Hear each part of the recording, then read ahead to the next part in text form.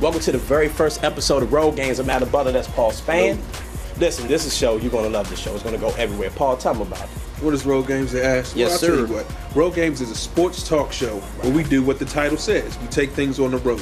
Come to the everyday man talking about sports, talking about things behind sports. Yeah. We get some interviews with notable sports critics and different people in the industry. But not only do we talk about scores and highlights, what Road Games does is delve a little bit deeper into things behind sports. We're going to talk about everything from the effect that the local community center has on the neighborhood to things that happen in our premiere episode. Definitely, like the NFL lockout. Speaking of the NFL lockout, breaking news in that regard. The NFL lockout could be ending. Could is the key word. Major victory for the players. The NFL, of course, is going to appeal, but I think by the time this show airs, I think we'll be coming to an end. What do you think, Paul? I certainly hope so. Yeah, definitely. I certainly hope so. Now, okay, so we won't have to go through this again. No more lockouts, no more anything like that. What can the NFL do to move forward? Well, listen, man, you asked me as a regular man that loves to sit down in front of my television on Sunday and not be bothered and watch football. There's much ado about nothing. I agree with you, We're talking about an industry that creates $9 billion a year in revenue from our ticket sales, from us buying jerseys, fitted hats and all that. Going to the game. You know, so it's like, no on an 18-game season. Give these players insurance. Yes. You know, I mean, they're playing a violent sport. Give them insurance. And if you're the Dallas Cowboys and you're making millions of dollars and the Jacksonville Jaguars needs a little bit of bread, need some help them out. Because we're talking about $9 billion. I agree, man. Come on, Jerry Jones, give up the money. All right, that's y'all Dallas fans. Now Dan Snyder, stop suing the city paper and worry about the business of the NFL. Okay, now speaking about one lockout that is much to do about nothing, it could be coming to an end. We have a way bigger, more serious lockout that could be happening. Sat down with Miss Janita Morris and my man KD Drummond to talk about a potential NBA lockout.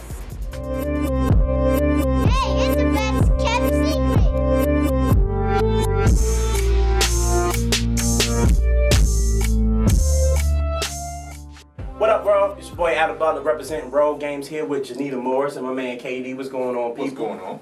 Shanelle, man, here to talk about some NBA. Now, this has been probably one of the best NBA seasons in a while, and not just because of the on-court action, because of the off-court action, too. I mean, starting with the decision, going on down. I mean, LeBron James alone made the season exciting, man. But I think we are headed to something dark. KD, are we going to have a lockout, sir? It seems like I keep getting brought on with the bad news. Yeah, you are the deliverer of bad news. Yeah, so I'm going to go ahead and take that Grim Reaper title. Please do. And I'm going to tell the people out there that we are probably going to be looking at an NBA lockout coming up this summer. The CBA expires June 30th. Okay. So pretty much on July 1st, the NBA owners are going to tell the players they're no longer welcome to facilities, and they're going to continue to try to hammer out a deal. Right. The CBA expiring, it was actually put in 2005, and they actually kind of rushed into it on the heels of the NHL lockout. Right. And that's something that we'll see. You'll probably have a lot of people try to compare it to the NFL situation, but it's pretty much a different ball game than what the NFL is dealing with. It's much worse because the NBA is certifiably has teams that are definitely losing money, and it can be proven. Forbes magazine in 2008 said that there were 12 teams that lost money, and you only have 30 teams in the NBA, so you're looking at like 40% of the teams that are losing money. Wow. That's a crazy number that they're going to have to do something about. So they're going to probably take a page from the NHL book, lock the players out in an effort to try to roll back salaries and try to get a grip on the financial situation. So what brings us to this point, Janita, I want to ask you, I mean, is it salaries? Are the players getting paid too much? What brings us to the point of, I mean, pretty much having to lock out the NBA season? Yeah, if you think about running the NBA as a business and you're playing players for a product that basically you can't market, especially in markets where you have little to no interest in the NBA if you're not a part of certain franchises or in certain cities, and you're playing to play as the same thing that you would pay a player that plays in New York or Miami or Chicago. Of course the players are being overpaid. Darko Milicic should not make almost the same amount of money as LeBron James. Exactly. I mean, it's getting out of hand. I mean, I think it's 100% they're going to have a lockout, and I hate to say I think it's 100% that we're going to have to get rid of certain teams. I mean, but if we do get rid, I mean, what we talk about, the Sacramentos, the Clippers of the world? You're talking about Sacramento. Sacramento can no longer support a team. The Grizzlies in Memphis, they're having a little bit of trouble supporting the team down there. Right now, I believe there's 6 teams that are on the unofficial contraction list that they're going to consider rolling back to. And honestly, the NBA just kind of it went along with the bubble. The same bubble that you saw in employment when everybody was getting big salaries in your day-to-day lifetime. That same thing happened with the NBA. It was great in the 90s and the early 2000s, and the recession hit, and people no longer want to pay those exorbitant prices to go to the games, and they just simply aren't making the revenue that they used to make. So I could easily see 6 teams getting dropped out of the league. That is ridiculous. I mean, it's so ironic because, like you said before, I mean, the season, it's been such a great season this year. Everything's going well, and part of that is because half the excitement is these super teams that's coming around. I mean, the Miamis of the world, the New Yorks of the world. You got Chris Paul saying he wants to leave New Orleans. I mean, is this a problem that players from smaller markets, great players, are saying, I don't want to play in the New Orleans of the world anymore, the Sacramentos of the world. I want to go to New York. I want to go to Miami. I want to go to wherever. Is this a problem with the super teams? Yeah, I think so. And let me preface this by saying that I respect players being empowered. I think it's great and something we haven't seen before, where a player takes advantage of his own career and determines where he wants to go, negotiates with other players, especially now when we live in a society of instant gratification. Everybody wants a championship right now. So, you know, you have these players coming together and making these historical deals. I think that's a good thing. But in turn, if you don't live in one of these markets where those players are going, that's where it's hurting everyone else. I mean, you get a team like Denver, where they're a good team. Actually, at this point where we're filming, I mean, they're better than they were without. But I mean, you can't have it where you have a player that plays for a good team, whether it be a Denver or New Orleans or whatever the market may be. But they're saying, you know what, it doesn't matter that my team is good. I just don't want to play here. I want to go to New York. I want to go to the big city. I want to play where all the glitz and glam is. I mean, that destroys the league, right? See, the environment of the league as it is today fuels that. If there was a system where that was restricted, you wouldn't have that problem. And that's kind of what the owners want to do. They want to get a grasp on the situation, so that you don't have players with a mentality that, oh, I can just jump up and take my services to wherever I want to go. I'll wait for my deal to run out, and then the first train out of town, I'm gone. One of the things that actually the owners are trying to put on the table is a franchise tag, similar to what the NFL does, where you can keep your top player in your city without any competition. Of course, they're going to negotiate the terms of the franchise tag, but it would be something similar to, okay, you can keep them for an additional 2 years, guaranteed money in the contract. That's another thing that that the Players Association is trying to keep guaranteed money. The players obviously, the owners obviously don't want to give guaranteed contracts anymore, because you get into a situation where Rashard Lewis, who's with the Wizards, is the second highest paid player in the league behind Kobe Bryant, above LeBron James, Dwayne Wade, Carmelo, all of those. Sense. It makes absolutely no sense. No sense. So they have to get a grip on that. We just hope that they don't do what the NHL did, and that's lose an entire season while they're getting the grip on their financials. Well, let's talk about that. And of course, this is just a matter of opinion. None of us are experts on this. But I mean, how much of the season are we going to lose? And is it possible that we'll lose the entire season, in your opinion? You think so? I think so, because there's a lot that needs to be worked out. I mean, the players obviously have what they want, and they've already set a certain trend. I think as a fan, and again, if you're looking at running the NBA as a business, how are you going to market this now? If you look back at just the number of teams, the last 30 years, 8 teams have won the NBA championship. This is true. So how are you going to go back then and restructure a problem that has snowballed over the last 30 years? So I think it will take some time.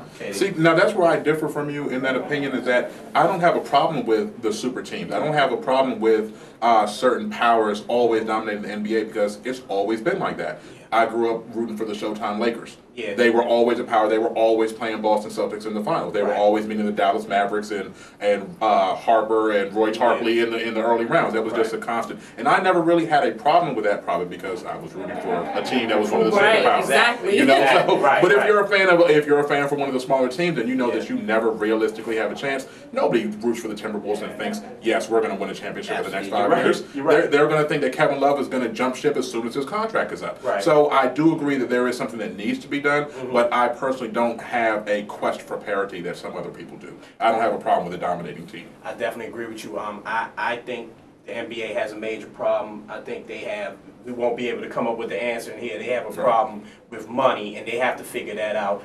I want to thank you both, Janita. Thank you so much, Katie. Appreciate you, sir. Thank you.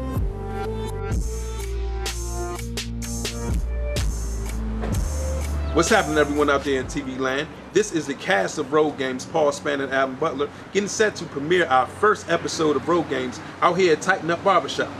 Yeah, buddy, we're going to talk about NBA, all NBA today. We're going to talk about MVP races. We're going to talk about a potential lockout. These fools making too much money. We're going to get into it all. Shouts to Tighten Up Barbershop and Spirut Andrews Productions.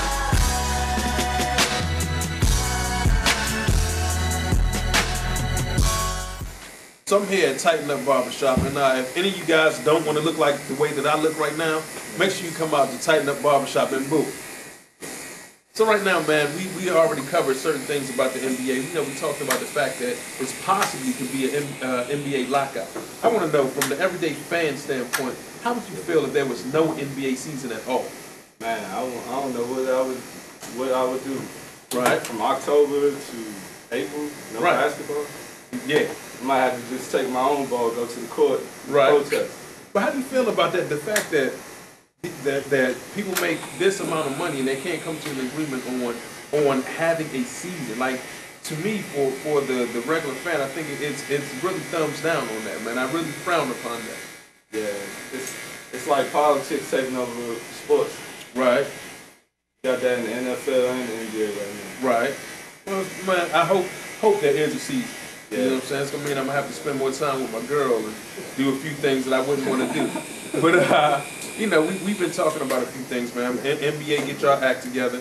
Also, I want to talk about the fact that you look at Carmelo Anthony leaving Denver to go to New York. You look at LeBron leaving Cleveland to go to Miami. There's possible looming talks of Chris Paul leaving the Hornets to join those guys in New York. How do you feel about, I guess, the super teams coming together, and do you think it can do damage to the NBA as far as the smaller market teams not getting really looked at?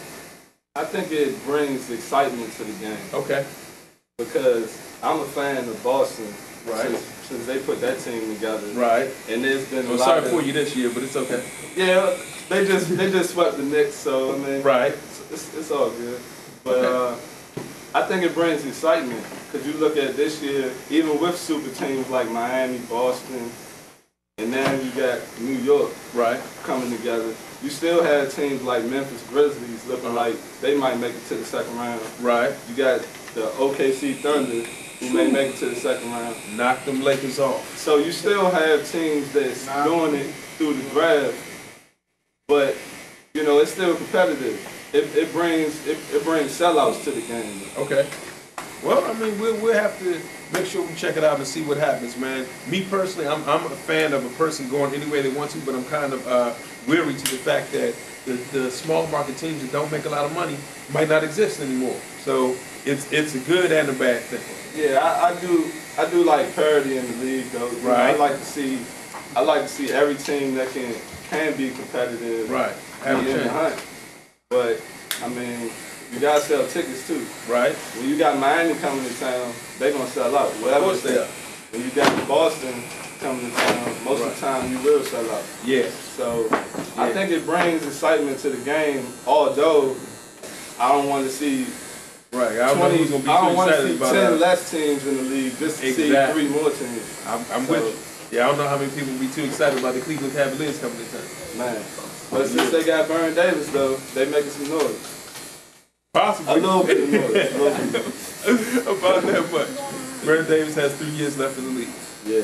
But yeah, man, I greatly appreciate that. Like I told y'all before, man, I'm out here in Bowie. After this interview is done, I should have done it before. I'm going to go ahead and get my man Yerk to tighten me up.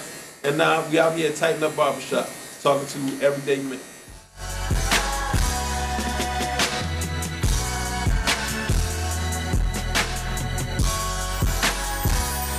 So we talk about this whole notion of the NBA strike, or potential NBA strike, and a lot of people talk about NBA and their guaranteed contracts. You know what I mean? Like, do you think the NBA players are making too much money and that's killing the league? I believe some of the NBA players are making a little bit too much money. It's killing the league. Like you got players out there like Gilbert Arenas. He kind of washed up. Right. Sean Lewis of the Wizards. Shout out to the Wizards. That's my squad. But a lot of Wizards making a lot of money right now. But you got the ones that making money like LeBron James, Dwayne Wade. I think some of them deserve that money. Right. But there's some people in the league that don't, and there's some people in the league that don't make that much money. Yeah. And it's like a guy like Darko Milicic who is like, I'll say it on camera, a career failure. You know what I mean? He hasn't really done anything. I'm sorry, but Darko, you may want to come on the show. We could talk about that. But making way too much money and is draining teams. So if we lose a team like Sacramento or Golden State, well, let me ask you this: if we do lose the smaller market teams, is this a good thing? it's not a good thing because you still got the fans out here that, you know, support their teams is not making that much money, but it's not a lot of them coming, but it's still some people that love the Sacramento Kings, love them, you know, small market teams, you know what I'm saying, just fans. Right, and they don't really have football teams either, so they may want to, you know, go see some sort of sporting event. Let's talk about the notion of the super team. The Miami Heat, the Boston Celtics, now the New York Knicks. I mean, potentially, like Paul talked about earlier, they may be getting Chris Paul. I mean, is this a good thing, or is this another reason why smaller teams may be, you know, left in the wind? I look at it as it could be a good thing.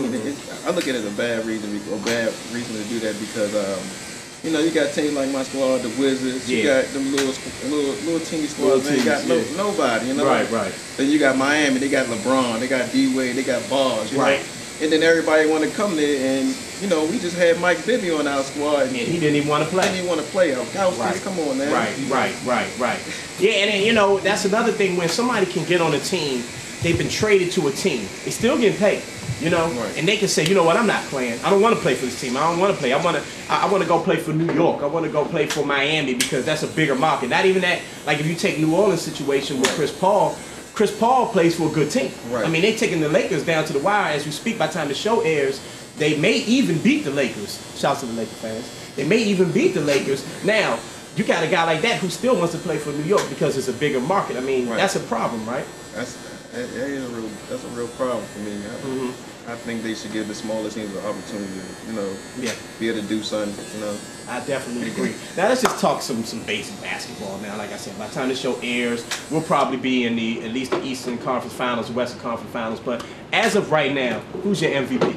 My MVP has to be Derrick Rose, you know, Chicago Bulls, man. He put it down on all categories. I'm talking assists, we talk about jump shots, we talk about dunks, we talk about everything. Passes, you name it, this dude got it. Yeah, definitely. I mean, he's not Jordan, don't get me wrong, but he's the best thing that happened in Chicago in a while. You know what I mean? I mean, Derrick Rose, I think, definitely is MVP. I mean, it's an argument for Kevin Durant. It's always an argument for, definitely for LeBron James. People always go with, you know, Kobe. You know, he right in the rearview mirror of Jordan. You know what I'm saying? He right there, man. Y'all can't say he's not there. He right there, man. If he ain't past me, he right in the rear view. You see him? He ain't past Jordan. He ain't past him, but he right in the rear view. You know what? He is the closest thing to Michael Jordan. I just can't, as a guy that when I was growing up, Michael Jordan was like, you know, I just can't bring myself to say that Kobe Bryant is better than Jordan, but he's definitely in the MVP race. I think we both agree on Derrick Rose, man. You know, sitting here with my man Trey, talking a little bit of basketball. You know, what better place to go than tighten up Barbershop. Barbershop talk is always the best, man. This is where you get the real deal sports talk. All right, people? Bro, man. Already know. Yeah, buddy. Do that. Work. Work. Kid and play. Work. Kid and play. Work. Get it? Let me see yours. Move.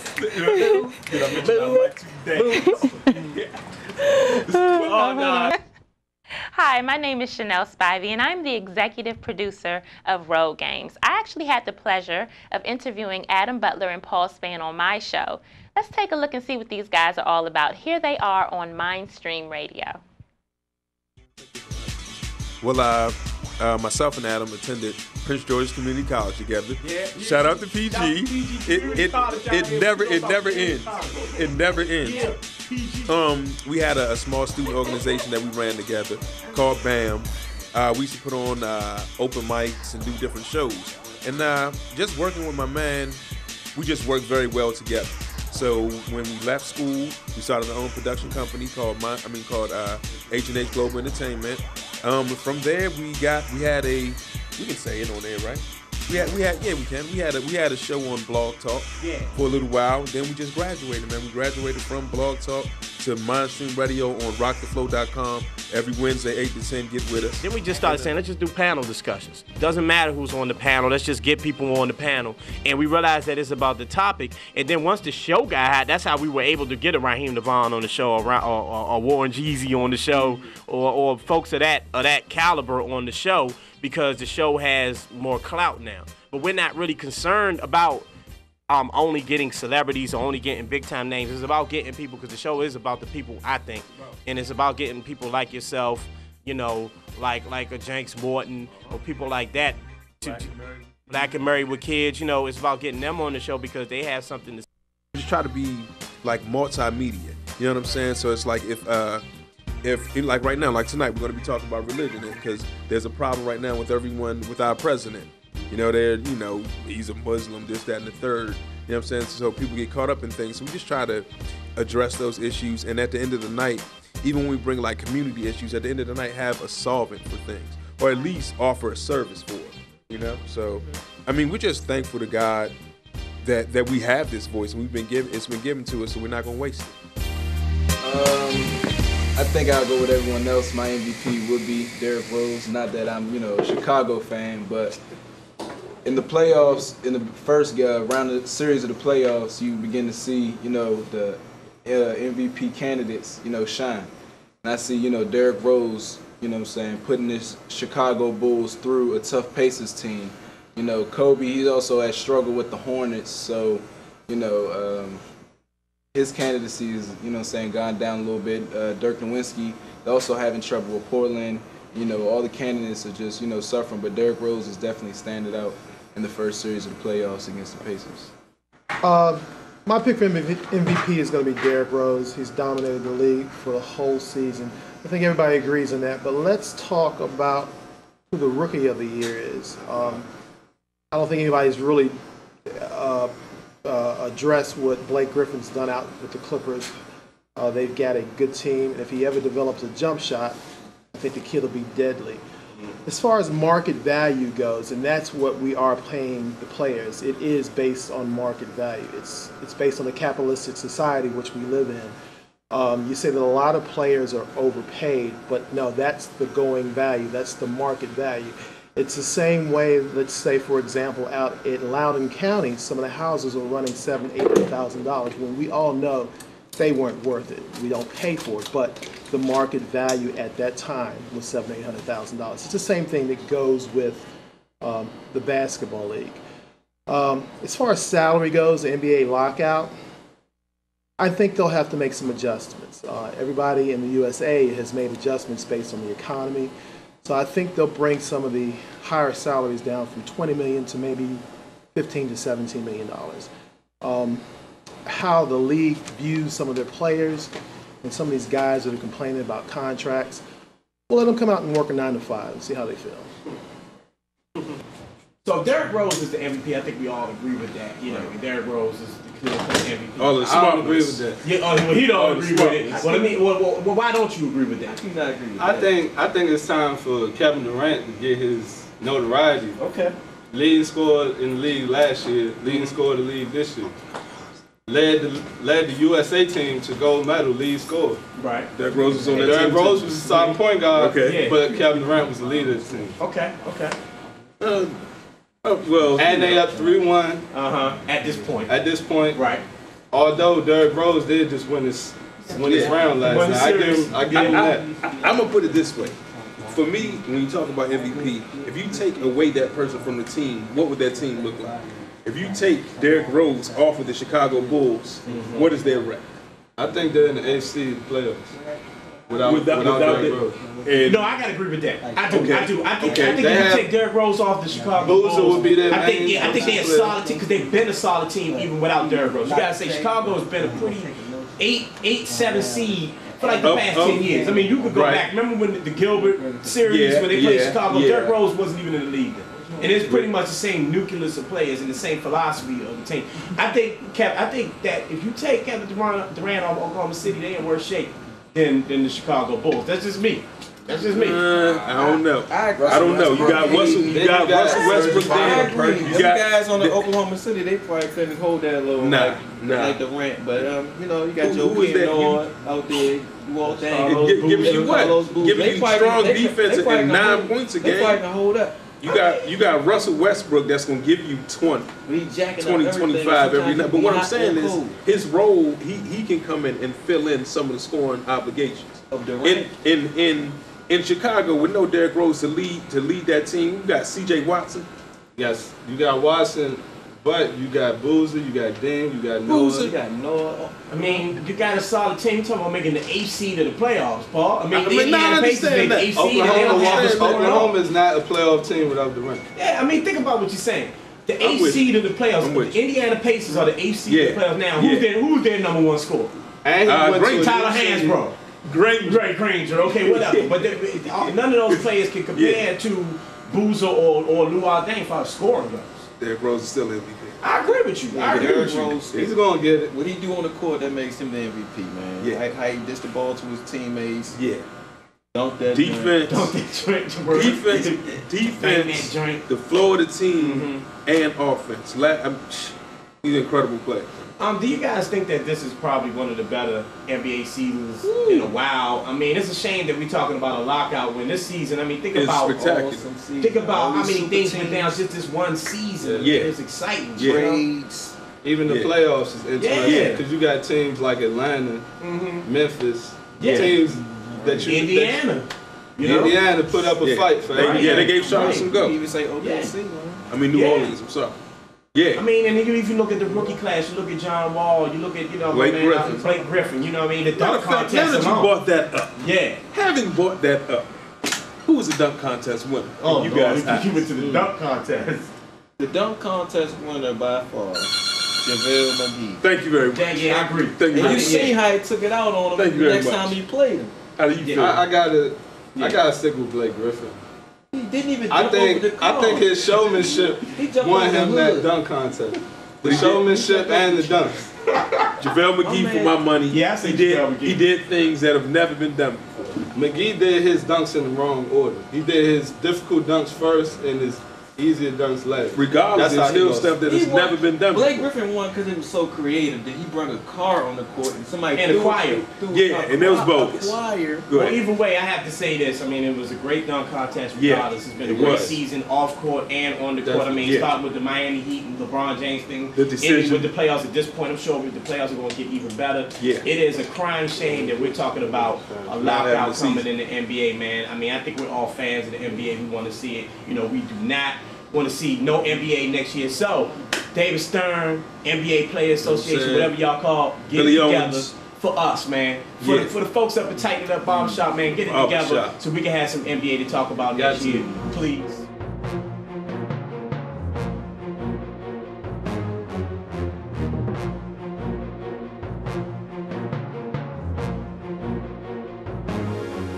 Big shout out to KD. Big shout out to Janita. Big shout out to Tighten It Up Barbershop. The folks up in here, man, we had one hell of a time. Thank you for tuning in. Paul, you final words? Listen, NBA, NFL, the fans, we need these sports. So pay attention to road games. Once again, thank you to everybody that participated today. We appreciate you. Yeah, definitely. Look, follow us on Twitter @road_games. @road_games. Follow us. Look out for the next episode. Plenty things going down, man. Shouts to Spirut Andrews Productions. Yeah, we out here.